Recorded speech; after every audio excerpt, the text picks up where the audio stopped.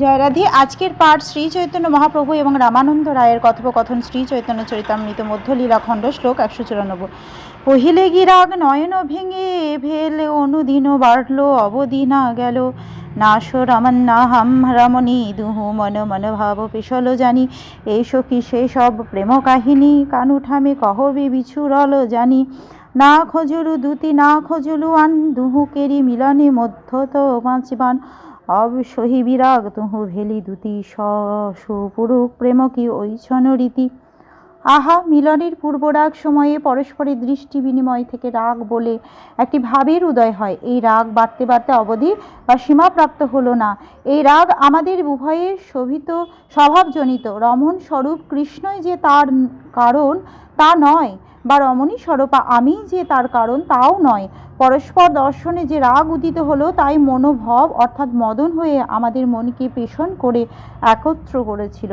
এখন বিচ্ছেদের সময় এই সব প্রেম কাহিনী হে সখী, কৃষ্ণ যদি ভুলে গিয়েও থাকে এরূপ বুঝতে পারো, তবে তাকে বলো মিলনের সময়ে আমরা কোন দুটিকে অন্বেষণ করিনি, অথবা অন্য কাউকেও কোনো অনুরোধ করিনি। অনঙ্গরূপ পঞ্চবাণী আমাদের মিলনের মধ্যস্থ ছিল।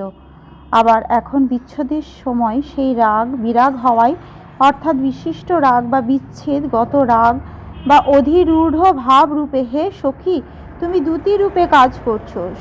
সুপুরুষের প্রেমের রীতিনীতি এই রকম।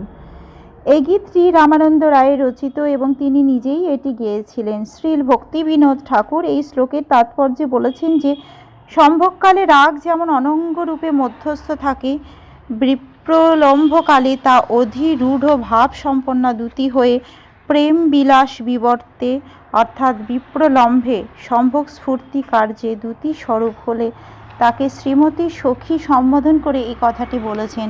মূল তাৎপর্য এই প্রেমবিলাস সম্ভোগেও যেমন আনন্দ, বিপ্রলম্ভেও সেরূপ বলে শ্রীমতী রাধারানী যখন কৃষ্ণ প্রেমে সম্পূর্ণরূপে মগ্না ছিলেন তখন তিনি একটি তমাল বৃক্ষকে শ্রীকৃষ্ণ বলে ভুল করে আলিঙ্গন করেছিলেন।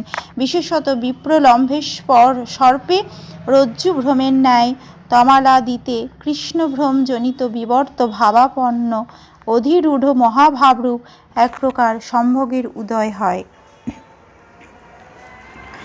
রাধায়া ভবতশ্চ চিত্তজ্যোতুনি সেদৈর্বিলাপক্রমাদ যুঞ্জন্নদ্রি নিকুঞ্জ কুঞ্জর পতে নির্ধূত ভেদভ্রমম চিত্রায় স্বয়ম্বরঞ্জয় দিহ ব্রহ্মাণ্ড হরমধ্যরে ভূর ভীর নবরাগ হিঙ্গুল ভরই শৃঙ্গার কারুকৃতি।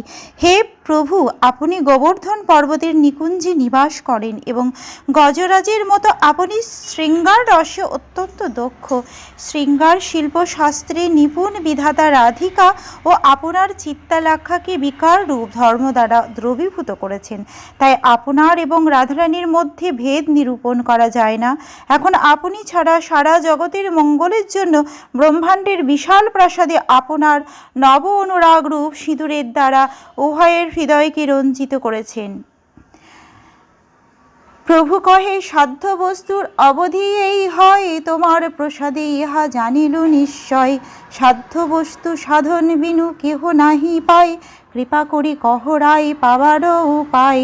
রায় কহে যেই কহাও সেই কহিবানি, কি কহিয়ে ভালো মন্দ কিছুই না জানি।